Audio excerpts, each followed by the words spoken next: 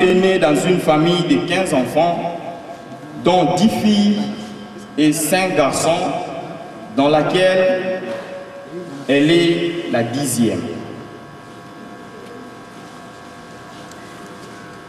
Elle a passé tout son temps d'études au complexe scolaire Massamba, où elle a fini avec succès. La défunte Petroni Odia est mariée à M. Patrick Mukala Ditanga. Pour le but de quitter sa famille, leur famille, et de former un seul corps. Voilà que nous sommes en date du 5 mars 2014, Madame Petroni Odia enfanta des très jolies jumelles et malheureusement, selon les plans divins, elle nous quitta le vendredi 7 mars après avoir donné au monde entier des vies que nul n'ignorera. Et désormais, ces jumelles porteront le nom de Alpha et Oméga, qui ont un sens significatif, c'est-à-dire ces noms-là marquent sa première naissance et la fin de sa vie sur terre. L'homme se distingue de tous les êtres humains en laissant des traces sur terre.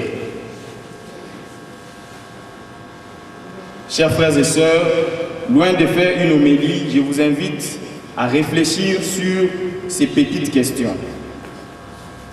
Qu'avons-nous fait depuis notre existence jusqu'à ce jour sur cette terre? Sommes-nous à même de poser des actes positifs dans notre vie quotidienne? Nos actes positifs peuvent s'éterniser lorsque nous ne serions plus là. À l'instar de l'illustre disparu, elle était chantre, fervente servante de l'Éternel, qui a beaucoup contribué à l'avancement de l'œuvre de l'Éternel. Notons que Madame Petroni Odia, à mon entendement, c'est une personne qui a accompli une double mission de son passage sur terre, à savoir se marier et mettre au monde. Elle est une femme douée du savoir-vivre, de partage, du souci des autres. Elle a mené toute sa vie en servant les autres au détriment de ses propres intérêts. Comme une église au milieu du village, elle savait pacifier et faire régner un climat de paix partout où elle passait. Une femme douce, charmante, souriante, patiente, accueillante, c'est-à-dire pour elle, Madame Petroni Odia, que ton âme est entre les mains divines. Tu mérites les royaumes des cieux parce que tu savais te rabaisser au niveau les plus bas en état toujours entouré des petits-enfants. Tu étais une vraie amie des enfants. Là où tu es, sache que tu es gravé dans nos cœurs parce que tu constitues une histoire que nous relaterons à tous ceux qui ne t'ont pas connu ici sur cette terre. Que la terre de nos ancêtres te soit et agréable. Adieu, Madame Pény. Mon job de fleurs vient vouloir entrer dans la salle, là où le corps est exposé, et de passer là où il y a la musique pour se faire enregistrer afin que nous puissions programmer le reste alors.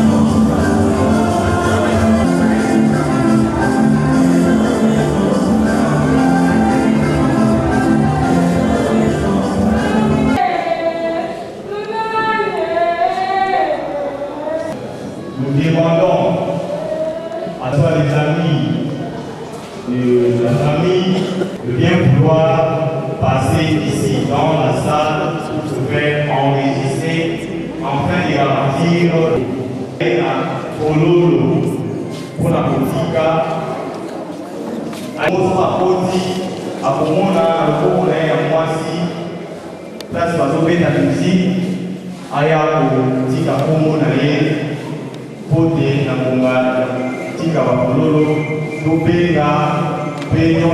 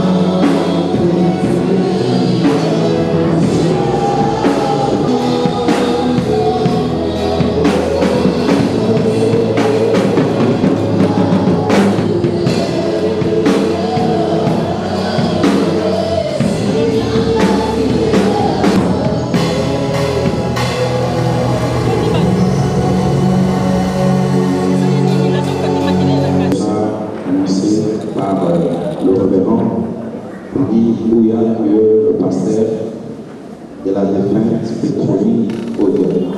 Alors, sous nos acclamations, nous devons avancer la parole. Son nom, c'est Salomon.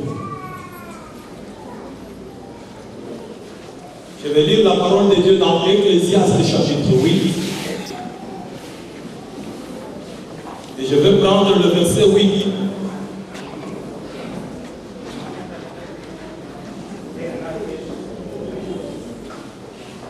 L'homme n'est pas maître de son souffle pour pouvoir le retenir. Et il n'a aucune puissance sur les jours de la mort. Il n'y a point de délivrance dans ces combats. Les combats de la mort, il n'y a pas de délivrance. Et la méchanceté ne saurait sauver le méchant.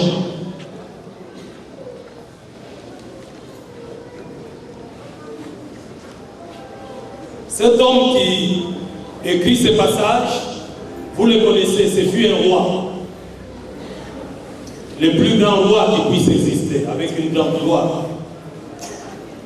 Qui a eu à lui seul 700 femmes et 300 concubines. Il a amassé toutes sortes de richesses, Salomon. Et il n'a privé à ses yeux aucun plaisir. Sur les jours de sa mort. Lorsque la mort vient, lorsque la mort frappe, elle frappe tout le monde, quelle que soit la condition de l'homme, quel que soit le rang de l'homme, et tout le monde parle de toi. Ta puissance au jour de la mort, elle ne fera rien. Elle ne te sauvera pas. Tu peux avoir autant de diplômes, exercer les fonctions les plus élogieuses du monde. Mais toutes ces choses, quand la mort vient, elles ne peuvent rien faire. Elles ne peuvent rien arrêter. Et la mort, il n'y a pas de délivrance. Lorsque la mort te surprend dans un coin, il n'y a pas de recours à faire. Chacun de vous, s'il y a quelqu'un qui est attaché à l'homme d'une façon permanente et serrée, c'est le monsieur qu'on appelle mort. Quand vous allez dormir, la mort est dans le lit. Vous irez le soir, vous n'êtes plus. La mort vous a ramassé dans votre compagnie. Donc elle pense que ceux qui meurent, c'est des personnes qui souffrent. Moi je vous dis, lorsque le Seigneur décide d'envoyer la mort dans ta vie, il n'y a rien, aucune souplesse, aucune sagesse, aucun mécanisme pour vous en tirer. Les gens sont conscients de leur retraite. Ils travaillent durement pour préparer leur retraite. Les gens sont conscients de plusieurs choses, mais ils ne sont pas conscients de la mort. Pourtant, la mort permanente dans notre vie. Cette mort prend tout le monde. J'ai vu un homme très puissant, Yasser Arafat, comme n'importe qui. Et j'ai compris et appris à respecter Dieu. La mort n'a que faire de tout ce que nous sommes. Elle n'a que faire durant des pasteurs. Elle n'a que faire durant des ministres et autre chose. La mort prend tout le monde. De tous les hommes qui ont vécu, un seul l'a vaincu, c'est Jésus-Christ. Nous disons parce que la mort est là, les hommes doivent avoir la conscience. Ils doivent savoir se poser la question. Si aujourd'hui, ce n'est pas le chantier que tu dois finir, parce que ce chantier que tu as commencé, tu n'as aucune évidence que tu vas le finir. Il peut rester chantier et d'autres personnes vont l'hériter. Parce que la mort peut te surprendre à la veille du mariage. Tu te bats pour ton voyage, tu veux partir en Europe, très bien. Mais rien ne te donne évidence que tu vas partir. Parce qu'avec visa dans le passeport, en rentrant de l'ambassade, tu vas connaître un accident et tout s'arrêter là. Rien du tout. Les gens cherchaient des sorciers. Dans la mort, il n'y a pas de sorciers. La mort, c'est une loi qui frappe tous les hommes. Nous croyons que si Petroni nous a quittés, Dieu a voulu qu'elle nous quitte. Si Dieu n'a pas encore accepté, quel que soit ce qui peut arriver, la mort ne te prendra pas. Il n'y a que Dieu. Autant de deux seront en vie. Mais lorsque l'un des deux disparaît, les liens restent, il n'y a plus de mariage. Car la chose qui peut mettre fin au mariage, c'est la mort.